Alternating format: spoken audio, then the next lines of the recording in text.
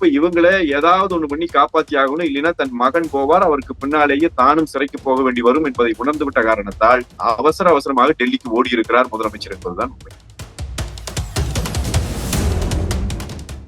புரோக்கர்களாக செயல்படுகிறவர்கள், புரோக்கர்களினுடைய ஆட்சி இந்த ஆட்சி. நான் வெளிப்படையாக குற்றம் சாட்டுகிறேன். இது புரோக்கர்களின் ஆட்சி. இங்கே முதலமைச்சரும் கிடையாது, துணை முதலமைச்சர் எல்லாம் பேருக்கு. இதுல வெறும் திமுக நிர்வாகி என்பதற்காக அவன் காப்பாற்றப்படவில்லை. அவனால் பாதிக்கப்பட்ட பெண்கள் திமுகவினுடைய முக்கிய தலைவர்களோடு அவர்களோடு அறிமுகப்படுத்தப்பட்டிருக்கிறார்கள். தவறுகள் நடந்திருக்கிறது என்கிற காரணத்தால் தான் அந்த தலைவர்கள் தப்பித்துக் கொள்வதற்காக இவனை மக்களால் தேர்ந்தெடுக்கப்பட்ட அரசை கலைக்க சொல்லி ஆளுநரிடம் மனு கொடுப்பதற்கு தன் சட்டையை தானே கிழித்துக் கொண்டு ஆளுநர் மாளிகையை நோக்கி ஓடியவர் தான் இன்றைய முதலமைச்சர். இப்ப ஆளுநர் கையில் ஆளுநர் வேந்தராக இருப்பது எங்களுக்கு பெரிய தடையாக இருக்கிறது என்று இவர்கள் பேசுவது. மாநில உரிமையை பாதிக்கப்பட்டு இவங்க எப்ப கண்டுபிடிச்சாங்க? 2021 தான் ஆளுநர் போடுகிற முறை இந்தியாவில் அறிமுகப்படுத்தப்பட்டுச்சா? நீங்கள் செய்கிற தவறுகளை எல்லாம் அவர் பார்த்து கொண்டே அமைதியாக இருப்பார் என்று சொன்னார். அந்த ஆளுநர் உங்களுக்கு வேண்டும். ஒரு ஆளுநர் உங்களுக்கு நீங்கள் செய்கிற தவறுகளை சுட்டிக்காட்டுகிறார் என்றால் உடனே ஆட்டுக்கு தாடி நாட்டுக்கு ஆளுநர் என்று கருப்பு கொடியை தூக்கி கொண்டு கிளம்பி விடுவார்கள், நீதிமன்றம் ஓடுவார்கள். செந்தில் பாலாஜி நெஞ்ச புடிச்சிட்டு கிடக்கும் போது ஆகாஷ் பாஸ்கரன் செந்தில் பாலாஜியை பார்க்க வேண்டிய தேவை என்ன? ஆகாஷ் பாஸ்கரன் யாருன்னே தெரியாது, எந்த ப்ரொடியூசர் நம்ம தெரிஞ்சு வச்சுட்டு இருக்கிறோம். ஆனா இவங்க எல்லாம் எவ்வளவு லட்சம் கோடிகளை பின்னாடி இருந்து மணி லாண்டரிங் பண்ணிட்டு இருக்கிறான்னு பாருங்க. 300 கோடி ரூபாய்க்கு வீடு கட்டிட்டு கற்பனை பண்ண முடியுதா?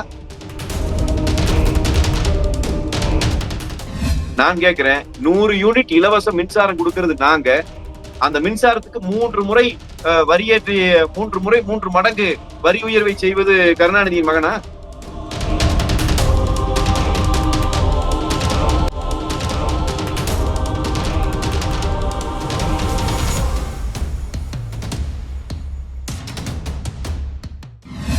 எல்லா பெஞ்ச் நேயர்களுக்கு வணக்கம். இன்னைக்கு நம்ம கூட அதிமுகவின் செய்தி தொடர்பாளர் ப்ரொஃபசர் கல்யாண சுந்தரம் சார் இருக்காரு. அவர்கிட்ட கேட்க நிறைய கொஸ்டின்ஸ் இருக்கு, வாங்க கேட்போம். வணக்கம் சார்.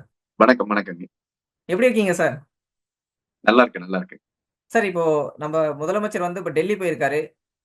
இதனால மத்திய அரசு கூட நிறைய சண்டை போக்குல இருந்துச்சு. இப்போ ரைடு வந்திருக்கு, அதை நோக்கி தான் அங்க போயிருக்காருன்னு ஒரு விமர்சனம் இருக்கு. இது எப்படி பாக்குறீங்க? இல்ல, உண்மையும் அதுதானுங்க. இப்ப அதாவது 4 ஆண்டுகளாக இவர்கள் புறக்கணித்துக் கொண்டே இருந்தார்கள். தொடர்ச்சியாக தமிழ்நாடு அரசுக்கு எதிராக மத்திய அரசு செயல்படுவதாக சொன்னார்கள். பல பிரச்சனைகள்ல மீண்டும் எதிர்ப்பு குரல் தான் நாங்கள் கொடுக்கிறோம் என்று சொன்னார்கள். மரியாதைக்குரிய பிடிஆர் பழனிவேல் தியாகராஜன் அவர்கள் நிதியமைச்சராக இருந்தபோது ஜிஎஸ்டி கூட்டம் நடைபெற்றது. ஏன் ஜிஎஸ்டி கூட்டத்திற்கு போகவில்லை என்று சொன்னால், அங்க போனா எங்களுக்கான உரிமைகளே இல்லை, நாங்க போகல அப்படின்னாரு. அப்புறம் 2 நாள் கழிச்சு நான் ஏதோ ஒரு வளகாப்புல கலந்துக்க வேண்டி இருந்துச்சு, எனக்கு முக்கியமான வேலை இருந்துச்சு, அதனால போகல என்று சொன்னார். இப்படி தொடர்ச்சியாக இவர்கள் புறக்கணித்துக் கொண்டே இருந்தார்கள். நீங்கள் ஆளுநர் விருந்து கொடுத்து அதை புறக்கணிச்சுட்டே இருந்தாங்க. மத்திய அரசின் பிரதிநிதியாக இருக்கிற ஆளுநர் சரியாக எல்லாம் சொல்லிட்டே இருந்தாங்க. நிதி ஆயோக்கினுடைய கூட்டத்தையும் இவர்கள் புறக்கணித்துக் கொண்டுதான் இருந்தார்கள். இப்ப திடீர்னு நிதி ஆயோக் கூட்டத்திற்கு நான் போகிறேன், தமிழ்நாட்டிற்காக நிதி பெறப் போகிறேன் என்று முதலமைச்சர் சொல்வது வேடிக்கையாக இருக்கிறது. என்றால் மத்திய அரசு தன்னுடைய நிலைப்பாட்டை மாற்றிக் கொண்டு விட்டதா? மத்திய அரசு தமிழகத்திற்குரிய நிதியெல்லாம் கொடுத்து விட்டதாக முதல்வர் கருதுகிறாரா? மத்திய அரசுடன் ஒரு நல்ல உறவு மலர்ந்து விட்டதாக முதலமைச்சர் கருதுகிறாரா? அப்படி இல்லைன்னு சொன்னா இதுக்கு முன்னாடி ஆண்டுகள்ல ஏன் போகாம இருந்தார்? ஒரே ஒரு காரணம் தான் இதுக்கு இருக்கிறது. அது என்ன அப்படின்னு சொன்னா, திமுகவினுடைய தலைமையில இருக்கிற அந்த குடும்பம் இன்றைக்கு மிகப்பெரிய அளவிலே சிக்கலிலே மாற்றி இருக்கிறது. முதலமைச்சரே சிறைக்கு போக வேண்டிய நிலை வரும் என்கிற அளவிற்கான பிரச்சனை, பெரிதான ஒரு பிரச்சனை இப்பொழுது வந்திருக்கிறது. அமலாக்கத்துறை அங்கே பிடித்து இங்கே பிடித்து அமைச்சர்களை எல்லாம் கைது செய்து அமைச்சர்கள் பற்றியான உண்மைகளை எல்லாம் வெளியே கொண்டு வந்து கொண்டிருந்த அமலாக்கத்துறை இப்பொழுது முதலமைச்சரினுடைய குடும்பம், துணை முதலமைச்சர் சம்பந்தப்பட்டவர்களையே நெருங்கிவிட்டது. அவர்கள் இன்றைக்கு நாடு விட்டு நாடு தப்பி ஓடுகிற நிலையிலே இருக்கிறார்கள். இப்ப இவங்களை ஏதாவது ஒண்ணு பண்ணி காப்பாத்தி ஆகணும், இல்லைன்னா தன் மகன் போவார், அவருக்கு பின்னாலேயே தானும் சிறைக்கு போக வேண்டி வரும் என்பதை உணர்ந்துவிட்ட காரணத்தால் அவசரமாக டெல்லிக்கு ஓடி இருக்கிறார் முதலமைச்சர் என்பதுதான் உண்மை. சார், இப்போ அமலாக்கத்துறை விசாரணைக்காக தான் முதலமைச்சர் அங்க போயிருக்காரு அப்படின்னு ஒரு விமர்சனம் வைக்கிறீங்க. ஆனா அமலாக்கத்துறை மாதிரியே உச்ச நீதிமன்றம் மிகப்பெரிய விமர்சனம் வச்சிருக்கு. நீங்க எல்லை மீறி செயல்படுறீங்க அப்படின்னு ஒரு விமர்சனம் வச்சு, இது எப்படி பாக்குறது? இது அமலாக்கத்துறையில எந்த பிரச்சனையில எல்லை மீறிங்கிறது இருக்கு இல்லைங்க. அமலாக்கத்துறை என்பது இந்தியா முழுவதும் செயல்படுகிற ஒரு அமைப்பு. அந்த அமைப்பு ஒரு வழக்கை விசாரிக்கிற போது அது நீதிமன்றத்தால் பாராட்டப்படும், ஒரு வழக்கை விசாரிக்கிற போது நீதிமன்றத்தால் அது குறை சொல்லப்படலாம். அது ஒரு அமைப்பு, அரசார் அமைப்பை போய் நீதிமன்றம் சொல்லிச்சுன்னு பேசி, இப்ப நம்முடைய தமிழ்நாடு காவல்துறையை 70க்கும் மேற்பட்ட முறை உயர் நீதிமன்றம், உச்ச நீதிமன்றமும் இந்த 4 ஆண்டுகளிலே கண்டித்திருக்கிறது. தமிழ்நாடு அரசை கண்டித்திருக்கிறது 70க்கும் மேற்பட்ட முறை. அதுக்காக இந்த அரசை வந்து கலைச்சிட்டு போக முடியாது இல்லையா? இருக்கிற காலம் அது ஆட்சி செஞ்சுதான் ஆகணும். எனவே அரசுகளே இப்படி நீதிமன்றத்தால் குட்டு வாங்கி கொண்டிருக்கிற போது ஒரு துறை அந்த துறையில ஒரு ஒரு வழக்கு விசாரிக்கணும்னா அதுக்குன்னு சில விசாரணை அதிகாரிகள் இருப்பாங்க. அவர்கள் ஏதாவது ஒரு பிழை செய்யலாம், அப்ப நீதிமன்றம் அதை சுட்டிக்காட்டு. இதெல்லாம் எல்லாத்துக்கும் சிபிஐக்கு உண்டு, தமிழ்நாடு போலீஸ்க்கு உண்டு, எல்லாத்துக்கும் உண்டு. ஆனால் இந்த வழக்கில் அமலாக்கத்துறை செய்து கொண்டிருப்பதில் என்ன பிழை இருக்கிறது? ஏற்கனவே வலுவாக வைக்கப்பட்ட குற்றச்சாட்டுகளுக்கான ஆதாரங்களை இன்றைக்கு அடுக்கிக் கொண்டிருக்கிறது அமலாக்கத்துறை. எனவே இதுல எந்த பிழையும் இருப்பதாக நாங்கள் பார்க்கவில்லை. சரி, இப்போ சுப்ரீம் கோர்ட்ல நம்மளுடைய சீஃப் ஜஸ்டிஸ் என்ன கேட்டிருக்காருன்னா, இப்போ வந்து டாஸ்மாக்ல ஒரு ஊழியர் வந்து தப்பு பண்ணிறாருன்னா, அவருடைய அவருக்கு சார்ந்த இடத்துல நீங்க ரெய்டு பண்ணலாம். எப்படி டாஸ்மாக்கே சேர்த்து ரெய்டு பண்ணலாம் அப்படின்ற ஒரு முக்கியமான கேள்வி கேட்டிருக்காரு. அதுக்கு பதில இடி சொல்றாங்க நீதிமன்றத்துல, அவ்வளவுதானே. நீதிபதிக்கு வந்து கேட்கிற தேவை இருக்கிறது கண்டிப்பா. அவர் வந்து அதை கேட்டு தெரிந்து கொள்ள வேண்டும். ஒரு நீதிபதி நீதி வழங்குவதற்கு முன்னால் கேட்கணும். கேள்வி எழுப்புறாங்க. யாரிடம் கேள்வி எழுப்புறாங்க? அமலாக்கத்துறையிடம் கேட்கிறாங்க. அமலாக்கத்துறை சொல்றாங்க. ஏன் நாங்க போய் அந்த இடத்த ரைடு பண்ண வேண்டிய அவசியம் வந்தது என்பதை அமலாக்கத்துறை சொல்றாங்க. இப்ப நீங்க டாஸ்மாக் தலைமை அலுவலகத்திலே மார்ச் மாதத்திலே அமலாக்கத்துறை ரைடு செய்து முக்கிய ஆவணங்கள் இருப்பதாக சொல்லுகிறது. அந்த ஒரு அறிக்கையும் வெளியிடுகிறார்கள் அமலாக்கத்துறை சார்பாக. அதிலே சொல்லுகிறார்கள் 1000 கோடி ரூபாய்க்கு மேல முறைகேடு நடந்திருப்பதற்கான ஆதாரங்கள் எங்களிடம் கிடைத்திருக்கிறது என்று அறிக்கையை வெளியிட்டது இடி. இதற்கு பிறகுதான் தமிழ்நாடு அரசு உயர்நீதிமன்றத்துக்கு போய் இந்த வழக்கை இந்த ரைடு நடத்தக்கூடாது, இது நடத்துவதற்கு தடை போட வேண்டும் என்று கோரிக்கை வைக்கிறார்கள். நீதிமன்றம் தடை போட்டதா? அமலாக்கத்துறை தொடர்ந்து ரைடு நடத்தலாம், இந்த வழக்கை நடத்தலாம் என்று நீதிமன்றம் அனுமதி கொடுத்திருக்கிறது. உயர் நீதிமன்றம் ஏன் அனுமதி கொடுக்கிறது? ஏனென்றால் இந்த வழக்கில் இடி சொல்லுவதைப் போல முகாந்திரம் தெளிவாக இருப்பதால் இந்த வழக்கை நடத்துவதற்கு, இந்த ரைடுகள் நடத்துவதற்கு தடை விதிக்க முடியாது என்று நீதிமன்றம் சொல்லுகிறது. இப்போ உச்சநீதிமன்றம் இப்போ என்ன சொல்லியிருக்காங்கன்னா, இடைக்கால தடை விதிச்சிருக்காங்கல்ல தலைமை நீதிபதி எதுக்கு இடைக்கால தடை விதிக்கிறாங்க? எதுக்கு இடைக்கால தடை விதிக்கிறாங்க? விசாரணைக்கு, டாஸ்மாக் விசாரணைக்கு. டாஸ்மாக் விசாரணைக்கு அல்லங்க. டாஸ்மாக்ல நடத்தப்பட்ட விசாரணையினுடைய அறிக்கையை கொடுத்துருச்சு. அதனுடைய வழக்கே தொடங்கப்பட்டு விட்டது. இப்ப அங்க போனது என்பது நீங்க இங்க எங்களுடைய அரசு இதுகளுக்குள்ள வந்து ரைடு பண்ணணும் அப்படிங்கறத கேட்டுதான் இவங்க போனாங்க. அதையும் இன்றைக்கு உச்ச நீதிமன்றம் மறுத்துவிட்டு இன்னைக்கு அமலாக்கத்துறையிடம் கேள்வி வைத்திருக்கிறது. இந்த கேள்விகளுக்கு பதில் சொல்லிட்டு தான் நீங்க அடுத்தது தொடங்கணும்னு சொல்லியிருக்காங்க. எனவே அமலாக்கத்துறை பதிலளிக்க போறாங்க. இதுல ஒன்றும் பெரிய இதுல உச்ச நீதிமன்றம் என்ன பண்ண முடியுதுல? இப்ப ஆகாஷ் பாஸ்கரனையோ ரித்தீஷையோ இந்த ரத்தீஷ் இவரையோ இவங்க போய் இன்றைக்கு நம்ம டாஸ்மாகினுடைய நிர்வாக இயக்குனரை அவரையோ போய் விசாரணை நடத்தியதுல உச்சநீதிமன்றம் எந்த இடத்துல தலையிட்டது? உச்சநீதிமன்றம் அனுமதி கொடுத்த பிறகுதானே விசாரணை நடக்கிறது. அதனால அதெல்லாம் ரொம்ப பிழையான செய்தி இவர்கள் பரப்பி கொண்டிருப்பது. உச்ச நீதிமன்றம் உயர் நீதிமன்றமும் இதற்கான முகாந்திரங்களை ஏற்றுக்கொண்டு இதை வந்து ரைடு நடத்தலாம், விசாரணை செய்யலாம் என்று சொல்லி இருக்கிறார்கள். அதனால்தான் குற்றவாளிகளை மிக நெருக்கமாக போய்விட்டது இன்றைக்கு அமலாக்கத்துறை பிடிக்க போய்விட்டார்கள். அதனால்தான் தப்பிச்சு ஓடுறாங்க நாட்டை விட்டு. எந்த முகாந்திரமும் இல்லைன்னா எதுக்கு ஓடணும்? சரி, இப்போ பிஎம்எல் ஆக்ட் கீழே வந்து இப்போ வந்து இடி ரைடுக்கு வரணும்னா அவங்களுக்கு ஒரு எஃப்ஐஆர் தேவை. அந்த எஃப்ஐஆர் வந்து நம்ம ரிஜிஸ்டர் பண்ணது டிவிஎஸ்சி தான். அப்படின்னும் போது 2016 இருந்து டிவிஎஸ்சி இந்த கேஸை ரிஜிஸ்டர் பண்ணியிருக்காங்கன்னா அப்ப இருந்த அதிகாரிகள், அப்ப இருந்த அரசியல்வாதிகளையும் நம்ம வந்து விசாரணைக்கு படுத்தலாம். அப்ப அதிமுகக்குள்ள வரணும்ல விசாரணை, ஏன் அவங்களுக்கு விசாரிக்கட்டும். நாங்க பதறலையே, நீங்க ஏன் பதறீங்க? உங்களுக்கு உண்மையிலேயே அப்படிதான் அவங்க பண்ண 2016 விசாரிக்க போறாங்கன்னா ஆமா விசாரிங்கன்னு சொல்ல வேண்டியதானே, ஏன் சொல்ல மாட்டேங்கிறீங்க? எதுக்கு பதறிட்டு கோர்ட்டுக்கு ஓடுறீங்க? நாங்க போகலையே கோர்ட்டுக்கு, விசாரிக்காதீங்கன்னு சொல்லி கெஞ்சிட்டு அதிமுக போகலையே, நீங்க ஏன் போறீங்க? கேள்வி இருக்குல்ல சார். இப்போ சுப்ரீம் கோர்ட் இன்னொரு கொஸ்டின் கேட்டிருக்காங்க. இப்போ வந்து ஸ்டேட் கவர்மெண்ட் சென்ட்ரல் கவர்மெண்ட் 2 இருக்கு. இதுல வந்து நீங்க வந்து வரம்பு மீறி உள்ள போறது வந்து ஸ்டேட் சென்டரான ரிலேஷன்ஷிப்பே பாதிக்குது. இப்போ வந்து இடில ஒரு ஆபீசர் இருக்காரு சார், பாதிக்காதா என்பதுதான் சார் உச்ச நீதிமன்றத்தினுடைய கேள்வி. பாதிக்குது என்கிற முடிவை உச்ச நீதிமன்றம் சொல்லல. நீங்க இந்த வழக்கு சம்பந்தமாக என்னென்ன விஷயங்களை இவங்க சொல்லி இருக்கிறாங்களோ அதற்கெல்லாம் விளக்கம் பெற வேண்டிய பொறுப்பு நீதிமன்றத்திற்கு இருக்கிறது. அமலாக்கத்துறையிடம் கேள்வி வைத்திருக்கிறது. அமலாக்கத்துறை அதுக்கு பதில் சொல்ல போறாங்க. சென்ட்ரல் ஸ்டேட் உறவு கெட்டு போகும் சொன்னா அமலாக்கத்துறை என்பது எந்த மாநிலத்துக்குள்ள இறங்க முடியாம போயிடும். இதெல்லாம் நான் பேசுற விஷயமே இல்லை. இதெல்லாம் சட்ட வல்லுநர்கள் இருக்கிறாங்க அமலாக்கத்துறைக்கு, அவர்கள் அது பதில் கொடுப்பாங்க உச்ச நீதிமன்றத்துக்கு. உச்ச நீதிமன்றம் அதை பல முறை ஏற்றுக்கொண்டிருக்கிறது. நீங்க பல மாநில முதல்வர்களை வந்து நேரடியாக விசாரணைக்கு கொண்டு போய் இருக்கிறது அமலாக்கத்துறை. இப்ப அரவிந்த் கெஜ்ரிவால் வரைக்கும் உதாரணம். அப்புறம் இதுல என்ன சட்டமீறல் இருக்குது அப்படிங்கிறது. இப்ப நீங்க மாநில உரிமைகளை மீறி ஒரு மாநிலத்துக்குள்ளே வருவது யார் வருவதும் யாரும் ஏற்றுக்கொள்ள முடியாது. ஆனால் இந்த இந்த அமைப்புகளுக்கு இந்த ஊழல் சம்பந்தமாக விசாரிப்பதற்கு அனுமதி இருக்கிறதுன்னு நம்முடைய சட்டம் சொல்லுகிறது இல்லையா? அந்த அமைப்புகள் வந்து விசாரிக்கலாம் இல்லையா? அதை யாரும் தடை பண்ண முடியாது இல்ல. அதைத்தான் வெளிப்படையது. அதனால இவங்க என்ன வேணா கேஸ் போட்டிருக்கலாம், எங்களை விசாரிக்க முடியாது, எங்களை விசாரிக்க கூடாது என்று இவர்கள் என்ன வேணுமானு கெஞ்சிட்டு இருக்கலாம். இது சம்பந்தமான பிரச்சனையை பேசுறதுக்கு தான் முதலமைச்சர் போயிருக்காருன்னு நான் சொல்றேன் பாரு. எனவே இவர்கள் கேள்வியை உச்ச நீதிமன்றம் வைக்கிறது. அவ்வளவு. அடுத்ததா ஒரு முக்கியமான விஷயம் நடந்திருக்கு. இப்ப வந்து பல்கலைக்கழகத்துக்கு வேந்தர் முதல்வர் தான் வேந்தர் அப்படின்னு சொல்லிட்டு ஒரு முக்கியமான சட்டத்தை இயற்றிருந்தாங்க. அதுக்கு வந்து இடைக்கால தடை வந்து உயர்நீதிமன்றம் விதிச்சிருக்காங்க. இத எப்படி பார்க்குறீங்க? இப்ப இது வந்து நாங்க அண்ணா திராவிட முன்னேற்ற கழக அரசு புரட்சித் தலைவர் அம்மா அவர்களின் ஆட்சியிலே இதை நாங்கள் சொன்னபோது இதை மறுத்தது யார்? கலைஞர் மறுத்திருந்தார். அன்பழகன் தான் அன்னைக்கு கல்வி அமைச்சராக இருந்தார். அவர் தான் மறுத்தார். சட்டமன்றத்திற்குள்ளேயே திமுக தான் மறுத்தது. இன்னைக்கு ஏன் கொண்டு வரணுங்குது? இப்ப ஆளுநர் கையில் ஆளுநர் வேந்தராக இருப்பது எங்களுக்கு பெரிய தடையாக இருக்கிறது என்று இவர்கள் பேசுவது, இது மாநில உரிமையை பாதிக்கும் என்று இவர்கள் பேசுவது, இது மாநில உரிமையை பாதிக்கும் இவங்க எப்ப கண்டுபிடிச்சாங்க? இப்போ ஆளுநர் வந்து 2021 தான் ஆளுநர் போடுகிற முறை இந்தியாவில் அறிமுகப்படுத்தப்பட்டுச்சா? இல்ல. முன்னாடி இருந்தே இருக்கு. இவர்கள் 18, 19 ஆண்டுகள் மத்திய அரசிலே பங்கெடுத்து இவர்கள் தயவில் தான் மத்திய அரசு நடந்த காலத்தில் ஆளுநர் நியமிப்பதிலே இவர்கள் வந்து மாற்றத்தை கொண்டு வந்திருக்கலாம்ல. கொண்டு வந்திருந்தா அது உண்மையிலேயே மாநில உரிமைகளுக்காக நிற்கிறார்கள் என்று எல்லாருமே ஏற்றிருக்கலாம்ல. அன்றைக்கு மாநில உரிமைகளுக்காகத்தானே புரட்சி தலைவி அம்மா அவர்கள் கேட்டாங்க இதையே. அன்னைக்கு ஏன் நீங்க மறுத்தீங்க? ஏன்னா அன்னைக்கு ஆளுநர் உங்க ஆளுநர். நீங்க மத்தியில் ஆட்சி பண்ணிட்டு இருந்தீங்க.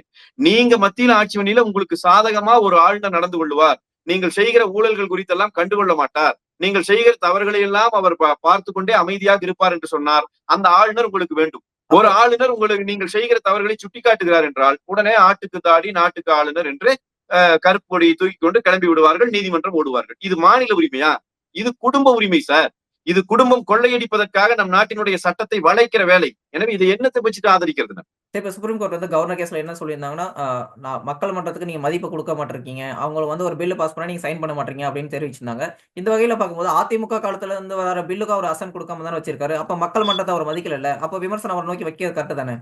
இந்த ஆளுநர் தான் வச்சிருக்காரா சார்? நான் அதைத்தான் மறுபடியும் கேட்கிறேன். இந்த இந்தியாவில் இருக்கிற எல்லா ஆளுநர்களும் எல்லா காலத்திலும் இந்தியா விடுதலை அடைஞ்சு 52 தேர்தலை சந்திச்ச பிறகு இருந்து வந்த எல்லா ஆளுநர்களுக்கிட்டும் இந்த பிரச்சனை இருக்கிறது. நீங்க ஒண்ணு வேண்டாம் சார். 7.5 விழுக்காடு நீட் தேர்வுல உள் இடஒதுக்கீட்டை கொடுத்தோம். ஆளுநர் கையெழுத்து போட்டாரா? இல்ல. போடல. ஆளுநர் கையெழுத்து போடலைங்கிறக்காக கருப்பு கொடி தூக்கிட்டு ஓடணுமா ரோட்ல? முதலமைச்சருக்கு அரசமைப்பு சட்டம் என்ன அதிகாரம் கொடுத்திருக்கிறதோ அந்த அதிகாரத்தை முதலமைச்சர் பயன்படுத்தினார்.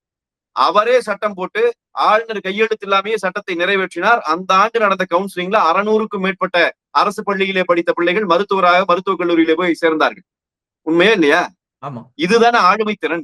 நீங்க ஆளுநர் மேல நீங்க குறை சொல்றீங்க. நாங்க அதை மறுக்கல. ஆளுநர்கள் மாநில உரிமைக்கு எதிராக பல முறை நடந்திருக்கிறார்கள். எங்கள் ஆட்சி காலத்தில் நடந்திருக்கு. நாங்க ஆளுநர்கள் மேல வழக்கு தொடர்ந்தது உண்டு. அப்படி நாங்க வழக்கு தொடர்ந்த அன்னைக்கெல்லாம் ஆளுநர் கூட ரொம்ப கொஞ்சி குழாவி கொண்டிருந்தது இதே திமுக தான். மக்களால் தேர்ந்தெடுக்கப்பட்ட அரசை கலைக்க சொல்லி ஆளுநரிடம் மனு கொடுப்பதற்கு தன் சட்டையை தானே கிழித்துக் கொண்டு ஆளுநர் மாளிகையை நோக்கி ஓடியவர் தான் இன்றைய முதலமைச்சர். அன்றைக்கு ஆளுநர்கள் பிழையானவர்கள் தெரியாதா இவருக்கு? அப்ப இன்னைக்கு நீங்க வந்து ஏன் ஆளுநர் ஆளுநர் ஆளுநர் குதிக்கிறீங்கன்னா இந்த இருக்கிற பிரச்சனைகளை திசை மாற்றம் பண்ணணும். நாங்களும் தானே கேட்கிறோம். இப்ப ஆன்லைன் சூதாட்டம் நடைபெறுகிறது. இந்த ஆன்லைன் சூதாட்டத்திற்கு தடை விதித்த அரசு யாருடைய அரசு? அதிமுக. அதிமுக அரசு, எடப்பாடியார் அவர்களினுடைய அரசு. முழுமையாக தடை விதித்தார். அவர் ஆட்சி இருந்த காலம் வரை, கடைசி நாள் வரை ஆன்லைன் சூதாட்ட நிறுவனங்கள் தமிழ்நாட்டை நெருங்க முடியவில்லை. நீங்கள் எடுத்து பார்க்கலாம். எல்லாரும் தமிழ்நாட்டில் தடை பண்ணிட்டான். அவருடைய ஆட்சி முடிந்தவுடனேயே வழக்கிலே ஆஜரான தமிழ்நாடு வக்கீல் அதை விட்டுறாரு. பிறகு என்ன ஆகுது? அந்த வழக்குல அவன் ஜெயிச்சிடறான். மீண்டும் ஆன்லைன் சூதாட்டங்கள் தமிழ்நாட்டிற்குள்ளே வருகிறது. இதை தடுக்க வேண்டும் என்று நாங்கள் கோரிக்கை வைக்கிறோம். 1.5 ஆண்டுகள் ஸ்டாலின் அரசு எதுவுமே செய்யல.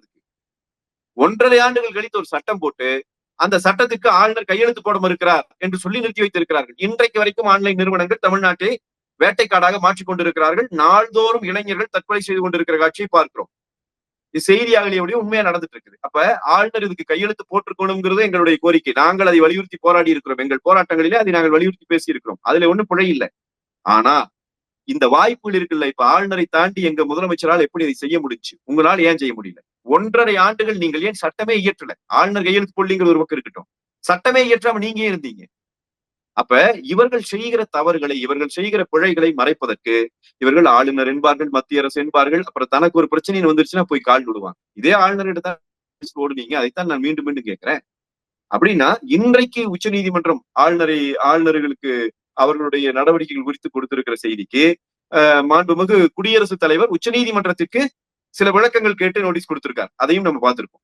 அவை இன்னும் முழுமையான விளக்கங்கள் பெறப்படவில்லை. அவர் அதிலே கேட்கிறார், நீங்க வந்து யாருக்கு உத்தரவிடலாம் என்கிற அளவிலே வந்து இன்னைக்கு பிரச்சனை இருக்குது. இது வந்து நிர்வாக அமைப்பியலிலே அரசியலமைப்பு சட்டத்தை இன்டர்பிரட் பண்றதுல காலந்தோறும் ஏற்படுகிற பிரச்சனைகள் இவையெல்லாம் ஒரு ஜனநாயக அமைப்பு வந்து தாண்டி போகும். சட்டப்படியான வல்லுநர்கள் கூடுவார்கள், அவர்கள் முடிவெடுப்பார்கள். நம்ம சட்டம் வந்து எப்படி இதை விளக்கம் கொடுக்குதுன்னு அவங்களுடைய விளக்கங்கள் வரும். பிறகு அது குறித்து நடத்தப்படும். நாம என்ன இப்ப கேட்கிறோம்னா, ஆளுநர் ஆளுநர் ஆளுநர், மத்திய அரசு மத்திய அரசு இப்படியே சொல்லிட்டு இருக்கிறீங்களே. ஆட்சி அதிகாரம் உங்கள் கையிலே இருந்த காலத்தில் நீங்கள் செய்திருக்கிற பிழைகள், நீங்கள் செய்யாமல் விட்டிருக்கிற உங்களுடைய வாக்குறுதிகள், இவற்றுக்கெல்லாம் அவர்களை பொறுப்பாக சொன்னா என்ன அர்த்தம்? அது அர்த்தமற்ற வேலை. இப்ப வந்து அடுத்ததா பார்க்கும்போது, இப்போ அரக்கோணத்துல ஒரு முக்கியமான கேஸ் நடந்துட்டு இருக்கு. அந்த கேஸ்ல வந்து இப்ப திமுக நிர்வாகி வந்து இருக்காரு அப்படின்ற ஆனா அவருக்கு மேல எந்த கேஸும் வழக்கு பதிவு பண்ணல. அவர கைதும் பண்ண விடலையா சார்? அதான் ஏன்னு கேட்கிறோம். இப்போ திமுக நிர்வாகின்னு காட்டித்தானே. அதான் சார் இப்ப வந்து நிர்வாகிகள வரும்போது, இப்ப வந்து அத வந்து பெருசா ஒரு பேசுபொருளா மக்கள்கிட்ட மாத்தி எடுத்துட்டு போய் சேர்த்தா தானே அது வந்து ஒரு பெரிய பிரச்சனையா மக்கள்கிட்ட பேசப்படும். அத வந்து அதிமுக அதான் செஞ்சாங்கன்னு அது ஒரு கொஸ்டின் இருக்கு. உங்களுக்கும் எனக்கும் அந்த கடமை இருக்கிறது. ஒரு ஊடகவியலாளராக, ஒரு சமூகத்தின் மீது அக்கறை கொண்ட ஒரு நபராக நீங்களும் அதிலே கடமைப்பட்டிருக்கிறீர்கள். ஒரு எதிர்க்கட்சியை சார்ந்தவன் என்கிற முறையில் நானும் கடமைப்பட்டிருக்கிறேன். எங்களுடைய பொதுச் செயலாளர் அதுக்கு ஒரு அறிக்கை கொடுத்தது மட்டுமல்ல, முதல் அந்த பொண்ணு போய் புகார் கொடுக்கிற போது, நீங்க அந்த காவல் நிலையத்துல வந்து எஃப்ஐஆர் பதிவு பண்ணல. ஆமா சார். அது எஃப்ஐஆர் பதிவு பண்ணுவதற்கு காரணமே அண்ணா திராவிட முன்னேற்ற கழகத்தினுடைய அந்த சட்டமன்ற தொகுதி உறுப்பினர் ரவி அவர்கள் தான். அவர் தலையிட்டு அவர் போராடிய பிறகுதான் அங்க எஃப்ஐஆர் பதிவு செய்யப்படுது. அதன் பிறகு எங்கள் பொதுச் செயலாளர் வீடு அறிவித்திருக்கிறார். இப்பொழுது போராட்டம் நடந்திருக்கிறது. இன்னும் அந்த போராட்டத்தை நாங்கள் தீவிரப்படுத்த போகிறோம். இப்ப நாங்க என்ன சொல்றோம்னா, இதுல வந்து வெறும் திமுக நிர்வாகி என்பதற்காக அவன் காப்பாற்றப்படவில்லை. அவனால் பாதிக்கப்பட்ட பெண்கள் திமுகவினுடைய முக்கிய தலைவர்களோடு அவர்களோடு அறிமுகப்படுத்தப்பட்டிருக்கிறார்கள்.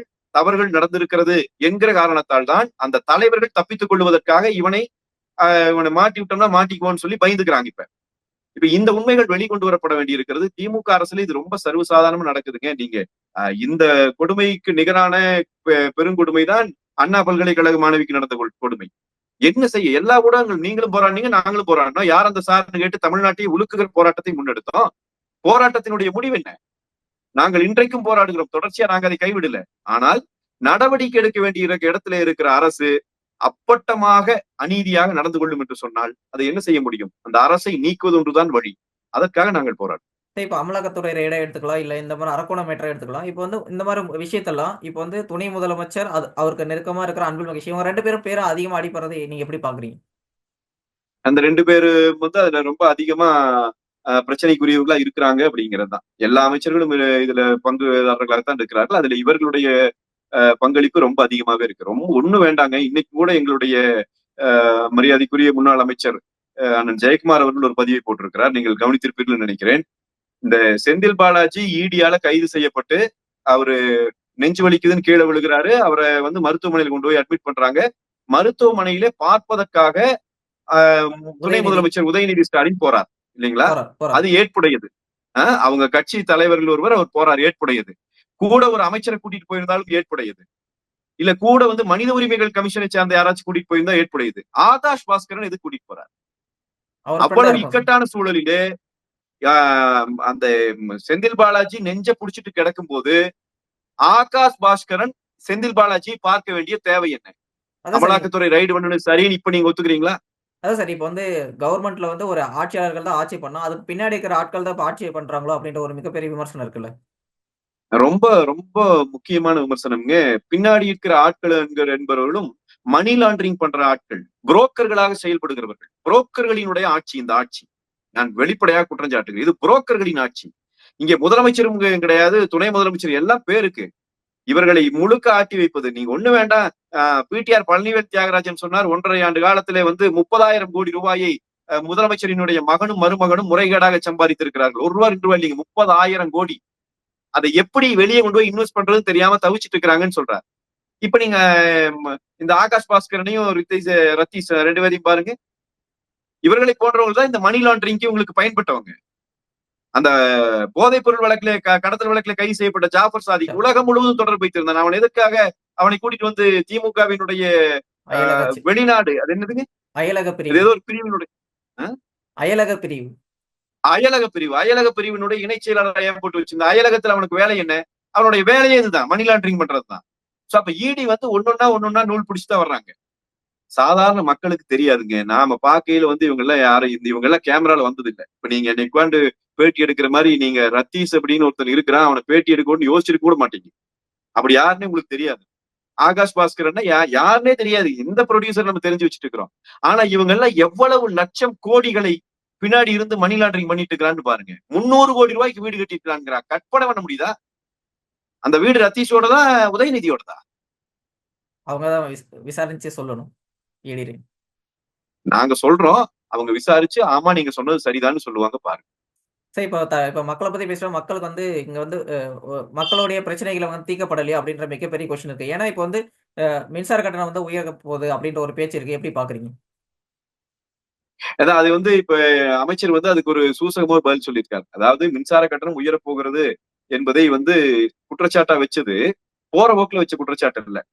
இவர்கள் ஏற்கனவே போட்டிருக்கிற சட்டத்தின்படி, இவர்கள் ஏற்றுக்கொண்டிருக்கிற சட்டத்தின்படி ஆண்டுதோறும் மின்சார கட்டணம் உயர வேண்டும் என்பதை இவர்கள் இந்த அரசு கொண்டு வந்திருக்கு. அதனால இந்த ஆண்டும் ஜூன் மாசத்துல மின்சார கட்டணம் உயரும் என்று ஒரு குற்றச்சாட்டு, அதுக்கான எதிர்பார்ப்பு வைக்கப்பட்டது. அமைச்சர் பதில் சொல்லுகிற போது என்ன சொல்லுகிறார்? வீடுகளுக்கான மின் இணைப்பினுடைய கட்டணம் ஏற்றப்படாது, பொய் பேசுகிறார்கள் எதிர்க்கட்சிகள்ங்கிறார். அப்படின்னா அப்படின்னா தொழில் நிறுவனங்களுக்கான மின்சார கட்டணம் உயரப்போகிறது என்பது பொருள்.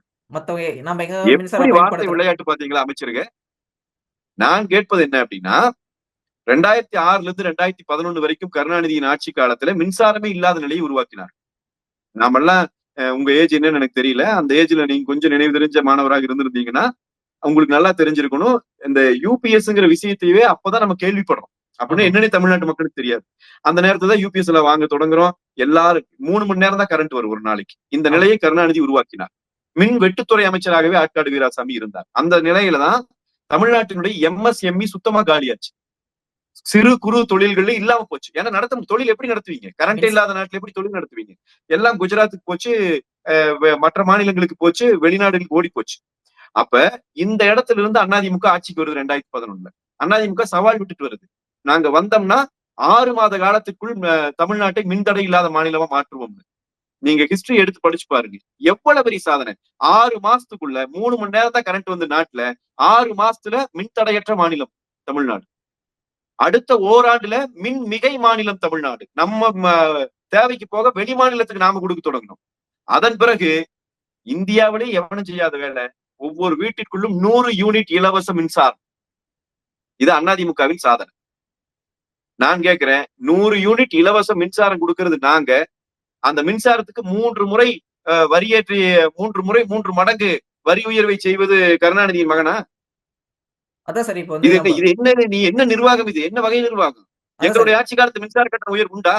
அதான் சார் இப்ப மின்சார 3 உயர் முறை ஏற்றி இருக்கிறாய். 3 மடங்கு ஏறி இருக்கிறது. 300% மின்சார கட்டணம் ஏறி இருக்கிறது. அதான் சார் இப்ப மின்சாரத்த நம்ம ரேட் ஏறிட்டே இருக்கு. இதுக்கான முக்கியமான காரணம் என்ன சொன்னா, நம்ம உதய் திட்டத்துல நம்ம வந்து சைன் பண்ணதா அப்படின்னு சொல்றாங்கல்ல. உதய் திட்டத்தை சைன் பண்ணுதான் சொல்லி இவங்க சொன்னோன்னே, எங்களுடைய அமைச்சராக இருந்த மரியாதைக்குரிய அண்ணன் தங்கமணி அவர்கள் நேரடியாக செய்தியாளர் முன்னால் தான் சவால் விட்டார்.